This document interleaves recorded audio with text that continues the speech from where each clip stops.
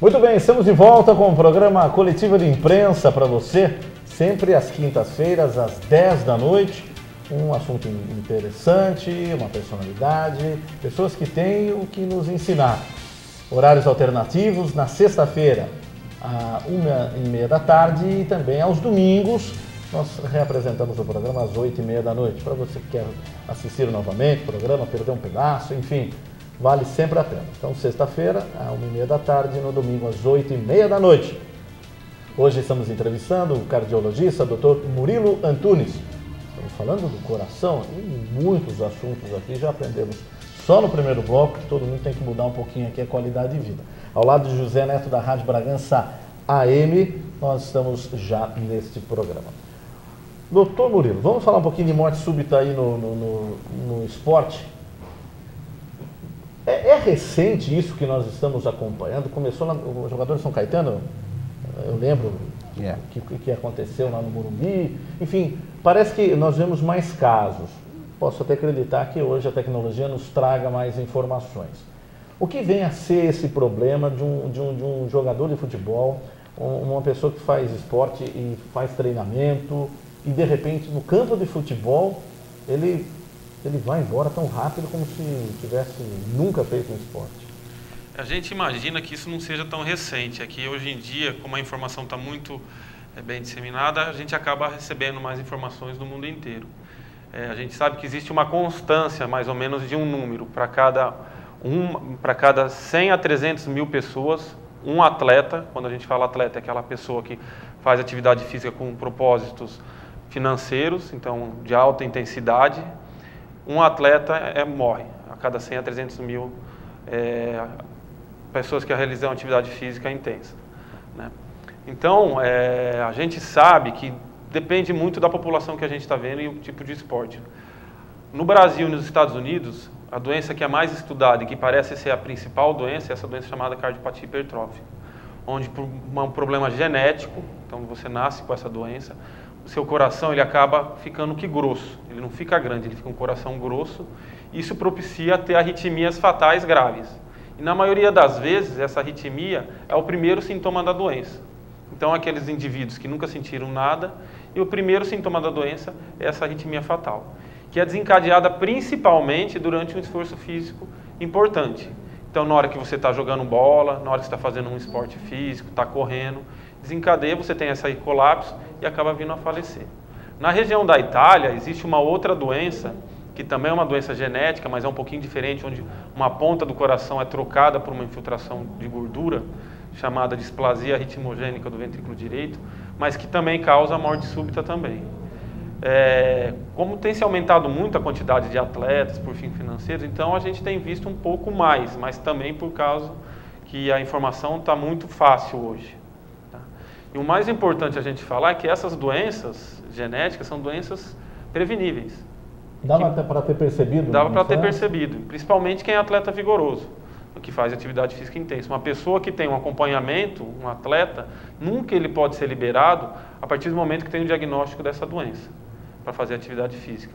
O diagnóstico normalmente é muito simples, vai dar a história da pessoa, então se você já tem um familiar que teve uma morte súbita, ou o pai, já chama muito a atenção, mas muitas vezes num exame, você examinando o paciente, e quando realmente necessita de uma liberação maior num atleta de alta intensidade, um exame de ultrassom de coração, um ecocardiograma.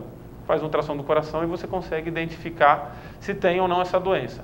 A partir do momento que tem o diagnóstico dessa doença, esse paciente tem que ser desclassificado para participar de qualquer atividade física. Não pode ser liberado de forma alguma. Acontece que muitas vezes a pessoa às vezes sabe que tem, a gente sabe disso, tem um diagnóstico e por algum meio ou outro consegue um atestado médico para ser liberado, então existe isso. E como é o único meio de vida que ele tem, acaba participando e acaba vindo a falecer. Eu não sei realmente como foi a história do Serginho, porque parece que corre até em segredo de justiça, mas o que se noticiou nas mídias que parece que ele tinha o conhecimento da doença e quis correr o risco e foi participar. Mas é uma causa muito importante e aí não só atletas, às vezes indivíduos que estão fazendo recreação, atividade física em clubes, jogando futebol, indivíduos jovens brincando também tem. Então, uma história importante familiar é muito válido nessa hora para saber a liberação desses pacientes. Ele chega a ter algum sintoma no dia a dia, alguma coisa?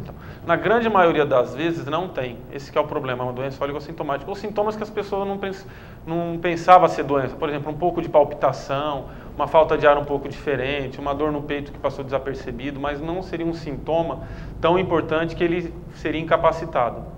Se a gente for ver hoje em dia, é uma doença até que teoricamente, que a gente já sabia que existia, mas que vem sendo estudada há 50 anos. Então, o primeiro relato dessa doença foi em 1950, que foi quem relatou foi um patologista forense em Londres. Ele pegou uma família que viu que 8 pessoas da família jovens tinham morrido de morte súbita. Um andando de bicicleta, um depois que correu para pegar o ônibus, e na hora que ele abriu o coração, ele identificou que existia uma massa do coração um pouco maior. Então, é uma doença relativamente nova. Primeiro é isso. O diagnóstico hoje em dia ficou fácil, mas não existe um tratamento específico. Vou te tratar e vou te liberar. Isso não tem. Então vai ter que parar com o exercício físico. Tem que parar com o exercício físico. Quando a pessoa tem um risco muito aumentado, independente dele fazer exercício físico, pode ser indicado, dependendo aí do tipo e alguns fatores, um aparelho que é um desfibrilador, que a gente coloca dentro do peito do paciente. Então, esse desfibrilador que vocês veem os bombeiros usando, que dá choque, você coloca, lógico, em proporções muito menor, como se fosse um marca-passo, e o indivíduo coloca. Porque ele pode estar a qualquer momento fazendo um esforço maior, deu um pique para pegar um ônibus, não consegue se limitar e vai acontecer isso. E o grande problema maior é que são em crianças e jovens. Que como você vai falar para uma criança, não pode jogar bola na escola, não pode andar de bicicleta, não pode praticar de judô. Então é uma coisa extremamente complicada quando se tem um diagnóstico dessa doença e que acaba gerando muito estresse à família, tudo isso. Então tem histórias muito tristes relacionadas à doença. Então tem crianças que a gente sabe, a mãe proibia de jogar, estava proibido na escola de fazer atividade física, foi jogar bola com os amigos na quadra do bairro e vem a falecer. Então é uma coisa extremamente ruim. Mas se fizer o diagnóstico precoce com a prevenção, diminui muito o risco de vir a falecer. Fatalmente tem que parar com o esporte, porque é o que a gente vê, isso muito comum. No caso do Serginho, que a gente também tem a informação que ele persistiu em continuar, porque era o único meio de trabalho dele. O coração de atleta que o pessoal fala, doutor Murilo, é uma doença ou é um coração diferente? O que a gente escuta muito na mídia, ele tem coração de atleta. O que é isso? Então, o coração de atleta é o grande diagnóstico diferencial, muitas vezes, dessa doença que a gente acabou de falar. Então, o esforço físico, ele causa um estresse para o coração, que vai criar algumas adaptações no coração, que pode deixar o coração, que nós chamamos de coração de atleta, um pouco maior, um pouco mais grosso, que muitas vezes isso vai ficar muito parecido com essa doença chamada cardiopatia hipertrófica, que leva à morte súbita. O coração de atleta não leva à morte súbita, mas é uma resposta inapropriada do coração. Até um certo limite a gente aceita e esse atleta pode ser até acompanhado e ser liberado para praticar algumas atividades físicas, mas a partir de um certo momento ele também, às vezes, tem que parar de fazer atividade física, que a gente fala destreinar esse atleta para ver se regride essas alterações do coração, porque senão vai favorecer aquilo que não era doença se transformar numa doença. Faixa etária, doutor Murilo, existe uma faixa etária mais preocupante para o infarto do coração, ou infarto do miocárdio, né, que fala? Uma criança, por exemplo, antes da adolescência, ela pode ter um infarto? Ou a faixa etária que o pessoal diz, né, dos 40 até os 50, é uma faixa enorme de risco de uma morte súbita? Isso, a faixa etária é importante. Criança não vai ter, lógico, medicina não é matemática, pode ter tudo, mas a gente nunca imagina que uma criança vai morrer de infarto. A gente imagina que ela vai morrer dessas doenças genéticas que ela acaba nascendo. Acima dos 35 anos, aí aumenta o risco de infarto. Então, quando eu vou fazer uma avaliação de uma criança para ser liberada para uma atividade física, eu vou muito mais valorizar a história dessa criança, o que ela tem, se tem algum histórico familiar, o exame dessa criança, então ao escutar se tem algum sopro, alguma coisa, e talvez um exame simples de eletrocardiograma, que isso é muito questionável, mas uma história bem colhida, com histórico familiar e um exame bem feito, acaba liberando essas crianças para atividade física ou os jovens. Acima de 35 anos, como aumenta muito o risco de doenças como o infarto, que é a principal que pode acontecer durante a prática de atividade física, aí talvez a gente precise realizar alguns exames mais detalhados. E aí um dos principais exames para essa liberação seria um exame de esforço, o teste ergométrico, onde você submete o paciente a uma monitorização de eletro contínua e forçando o coração, para saber se na hora ele está fazendo o esforço não tem o risco de acontecer o infarto. Lógico, tudo isso depende de fator de risco, idade, mas seria mais ou menos isso. Acima de 35 anos, considerar um pouco mais, exames mais um pouco detalhados. Abaixo de 35 anos, teria teoricamente um pouco mais tranquilo. Dito popular ou verdade que infarto em jovem é mais fatal do que um infarto em pessoas mais com idade? Mais ou menos isso é verdade, porque é o que acontece mais ou menos com a pessoa que fuma. Quanto mais idade, você tem uma rede de proteção, de circulação no seu coração. Então, quanto mais velho, teu coração começa a criar mais vasos. E aí, se você entope um vaso, você pode ter outros vasos que estão protegendo o seu coração. Então, o infarto no idoso, teoricamente, não vem a ser fatal. Em jovem, você não criou essa rede ainda de vasos de proteção. E aí, acaba sendo um infarto um pouco mais fatal. Fala um pouquinho, de uma forma genérica, da alimentação que possa termos um coração mais saudável. O que o brasileiro faz de errado, que você acompanha todos os dias no seu consultório, em que poderia prevenir, que era muito mais simples? Acho que a alimentação é fundamental também na parte dessa prevenção da gente, né, das doenças. Eu acho que o que tem acontecido e a gente tem que observar muito é o consumo abusivo do sal, do sódio. Então, a pessoa fala, não estou comendo sal, não coloco sal, mas come os condimentos, ketchup, temperos, que são sal e não se somam. Refrigerante diet, refrigerante zero. Então é uma coisa, a gente sabe que o refrigerante tem um pouco mais de sal, o diet tem comparado com o outro. Então é uma coisa importante. Da dieta, evitar grandes períodos de jejum. É uma coisa que a pessoa tentar comer de 3 em 3 horas, para você estar comendo menos quantidades de alimento, mas comendo com mais frequência, para o teu corpo não pensar assim, ó, o Antônio Carlos só almoçou e vai jantar daqui 10 horas, então precisa estocar tudo que ele tem. Se você começa a comer mais frequentemente, em menos porções, teu corpo começa a consumir tudo que você consome. E favorecer principalmente alimentos à base de legumes. Agora, as amêndoas, que tem se falado muito, esses grãos, é muito importante para a gente. Evitar carne vermelha, principalmente as carnes e as frituras. Dar preferência às carnes brancas, principalmente durante a semana. Peixes e frangos, e mais carne assada. E comer um pouco de carboidrato, não é exagerado. O bom é o arroz, feijão, faz bem também. Eu acho que adequando isso, é uma coisa que já consegue contribuir muito. Nada é proibido, a gente tem que ter isso na cabeça. Nada é proibido você comer. Mas você tem que ter um estilo de vida que vai deixar você se alimentar mais ou menos. Então, se você está querendo, no final de semana, abusar mais, durante aquela semana, você tem que ter... um pouco. Moderado, ou ter feito mais atividade física. Isso é um peso de uma balança.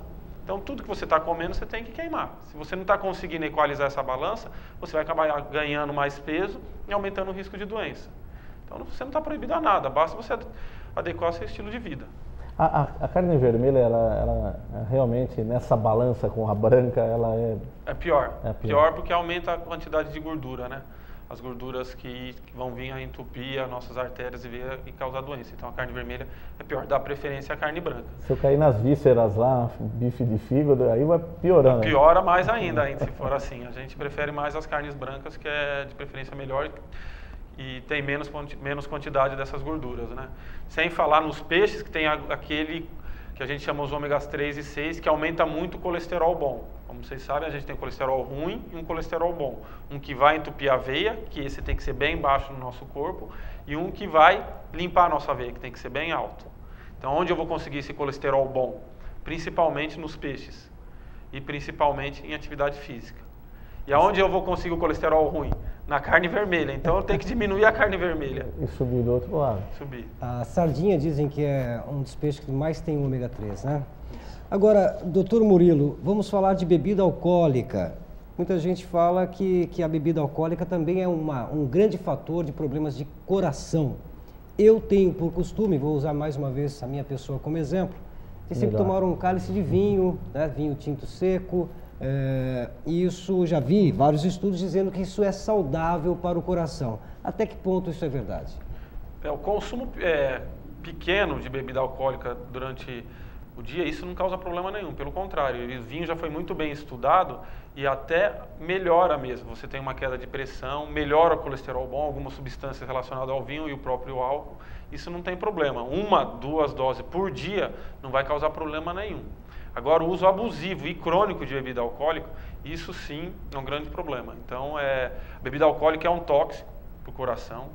Nós sabemos que em países desenvolvidos está entre as principais causas de transplante do coração, porque ela agride o coração e destrói o coração, fazendo que o coração fique dilatado e venha ter insuficiência cardíaca. Então, o consumo pequeno de bebida alcoólica não tem problema nenhum. O grande problema é o uso abusivo que acaba acontecendo. O duro é a pessoa saber se dosar. Começa com um cálice, não, vou tomar uma garrafa, mas se a pessoa saber se dosar, não teria problema nenhum. É saudável. É saudável. É saudável. Eu tenho mais um questionamento para fazer nesse sentido também de alimentação, Antônio Carlos, porque nós estamos falando de alimentação de carnes brancas, né? Agora, eu pergunto ao doutor, existe também aquela questão de comer antes de dormir que não é bom? E outros estudos dizem que é bom para o coração você se alimentar e ter aquela famosa siesta. Aonde que a gente pode se balizar? Eu almoço, faço a siesta, é bom para o coração ou não? Então a siesta é sim, se for os países da Europa, que eles acabam fechando até o comércio, o que eles avaliaram? Se você acompanhar as pessoas que vivem naquela região, acaba que vivendo um pouco mais. Então dá a impressão mesmo que realmente esse descanso seria uma coisa apropriada ou teria um benefício para o coração. Eu acho que não sei se é para o coração mesmo. Acho que seria um benefício porque você diminui naqueles momentos seus batimentos de coração, cai a pressão sua naqueles momentos.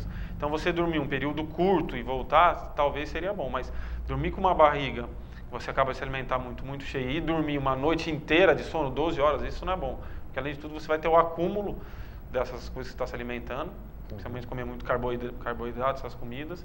E além do mais, ocorrem outros riscos, principalmente doenças relacionadas com o estômago, refluxo, essas outras coisas. Agora, curtos períodos de tempo, acho que seria bom. Não tem problema não. Uma pergunta importante, Antônio Carlos. Eu me lembro, acho que eu sou mais velho que está aqui hoje, né? Eu sou mais idoso, né? Bem mais. Eu já estou aqui na terceira idade, perto de vocês. Mas antigamente se levava um frango, por exemplo, para engorda, levava 6 meses. Hoje, devido à ração animal, a proteínas, o super frango, em 45 dias você tem um frango com abate, como também os próprios peixes e todos os animais hoje que nós consumimos e até mesmo os transgênicos na agricultura normal. Essa proteína feita em laboratório também é prejudicial à nossa saúde, principalmente ao coração? Então, isso a gente não sabe responder isso nesse momento. Talvez no futuro a gente vai ter essa resposta, né? Porque nós estamos vivendo a fase atual dessas comidas, né? As pessoas estão comendo agora isso. Eu acho que daqui quando essa nossa faixa etária tiver com 60 anos mais jovens, um pouco mais, 80, a gente vai saber se causa. Existe sempre essa dúvida, risco de câncer, alimento transgênico, mas falar com certeza que existe uma relação, isso a gente não pode afirmar. Mas dá a impressão, a gente imagina que pode ser que tenha, mas isso com certeza não tem nenhum estudo comprovando. Que porque eu comi um frango lá que foi enriquecido com hormônio, aumenta o risco de eu ter câncer e tal. Não existe ainda comprovado. Talvez porque ainda é uma coisa relativamente para a medicina recente. Nós estamos vivendo a era agora disso. Nós vamos saber daqui 40, 50 anos, quem come muito McDonald's, todas essas coisas, como que a gente vai estar passando por isso.